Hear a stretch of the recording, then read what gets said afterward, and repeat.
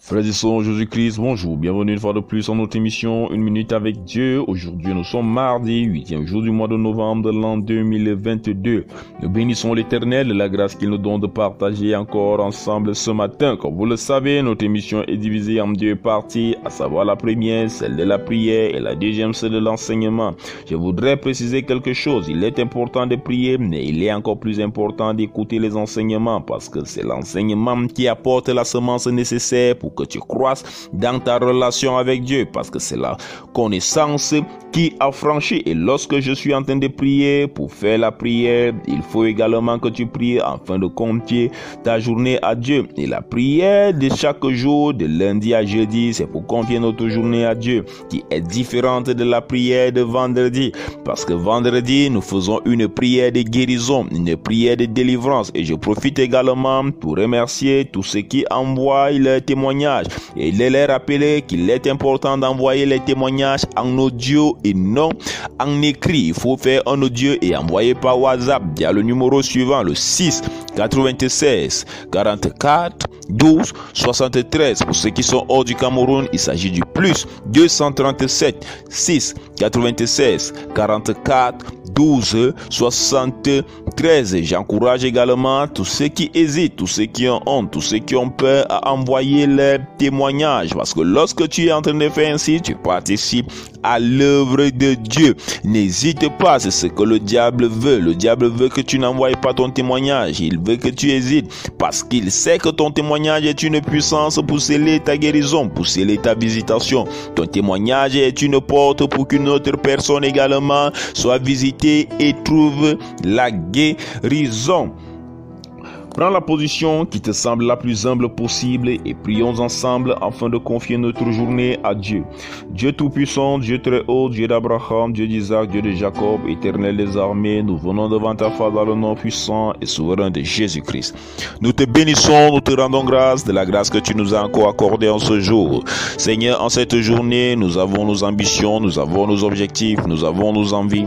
Mais nous ne savons, Seigneur, quel contour, quel pourtour prendra cette journée. Nous savons juste une chose, Seigneur, tu es bon, tu es fidèle et tu es celui qui nous aime plus que tout.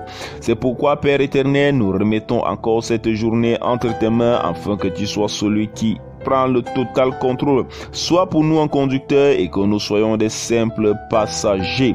Éternel, également, nous te bénissons pour ton sacrifice à la croix, par l'autorité que tu nous donnes, et c'est par cette autorité que nous avons domination sur tout esprit impur, et nous déclarons en ce jour que nous sommes des enfants de lumière, nous sommes des enfants de la vérité, nous serons des sources de bénédiction, nous serons des sources de grâce.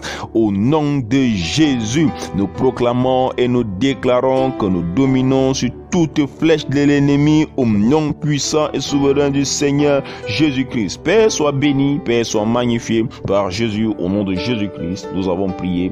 Amen. Nous sommes arrivés à la deuxième partie de notre émission. Il s'agit de celle de l'enseignement. Comme vous le savez, nous sommes en train d'étudier le livre de Romains et aujourd'hui nous continuons avec le chapitre 7. Je voudrais encore préciser que lors de cette émission, nous utilisons uniquement certains versets selon que nous explique l'Esprit de Dieu. Mais toi, lorsque tu es à la maison, il est important que tu lises les chapitres tout entiers et de préférable de lire les chapitres en avance.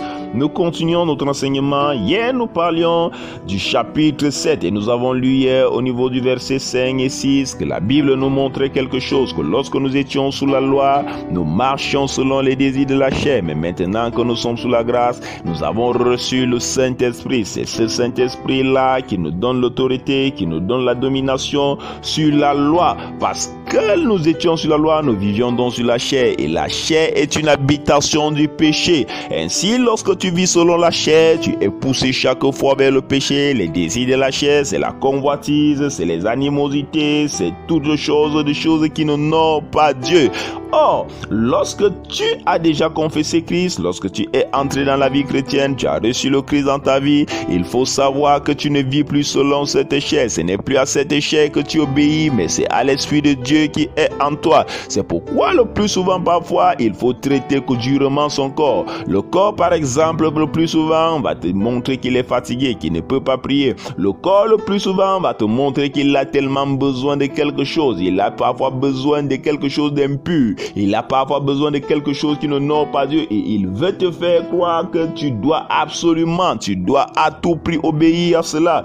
Mais toi, tu dois savoir quelque chose. Tu dois savoir que ce n'est plus à ce corps que tu obéis, mais tu as un esprit de domination. Et lorsque tu entres dans la prière, lorsque tu laisses que cet esprit prenne le total contrôle dans ta vie, tu verras qu'il n'y a aucun péché qui est vital dans ta vie. Il n'y a aucun péché que si tu abandonnes, tu vas mourir. Tout au contraire, c'est le salaire du péché qui est la mort. Tu dois plutôt obéir davantage à l'Esprit de Dieu qui veut que tu laisses le tabac, qui veut que tu laisses l'ivrognerie, qui veut que tu laisses l'adultère, qui veut que tu laisses la fornication, qui veut que tu laisses tout style d'impudicité. Tu dois te laisser à cet esprit. Il faut traiter durement son corps.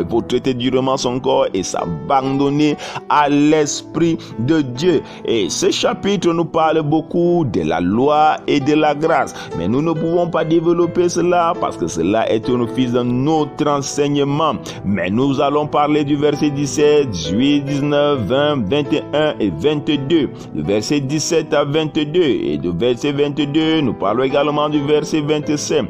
Ce verset les montre quelque chose, effectivement, que la loi n'est pas mauvaise, mais la loi est venue pour que le péché soit exposé. Le verset 12 nous dit déjà derrière que la loi est donc sainte. Le verset 12 nous fait comprendre que la loi est sainte, mais la loi est venue pour manifester le péché qui habite dans la chair. Lorsque tu vas lire le verset 17, il va dire: et maintenant ce n'est plus moi qui le fais, mais c'est le péché qui habite en moi, parce que le péché habite dans la chair. La chair va vouloir faire des choses qui n'honorent pas Dieu. Mais lorsque tu vas commencer à vivre selon l'Esprit de Dieu, tu ne vas plus vivre selon les désirs de la chair, mais tu vas vivre selon la grâce de l'Esprit qui est dans ta vie. Tu dois donc chercher davantage à t'abandonner au Saint-Esprit. Tu dois chercher davantage à plaire à Dieu. Et comment cela est possible? Cela est possible lorsque tu passes plus de temps dans la prière. Cela est possible lorsque tu passes plus de temps dans la parole.